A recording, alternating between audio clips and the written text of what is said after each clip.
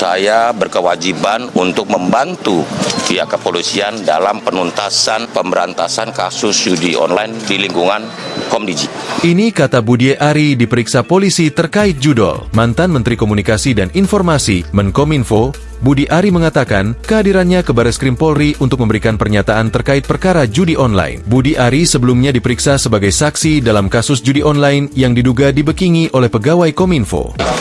Warga negara yang taat hukum, saya berkewajiban untuk membantu pihak kepolisian dalam penuntasan pemberantasan kasus judi online di lingkungan Komdiji.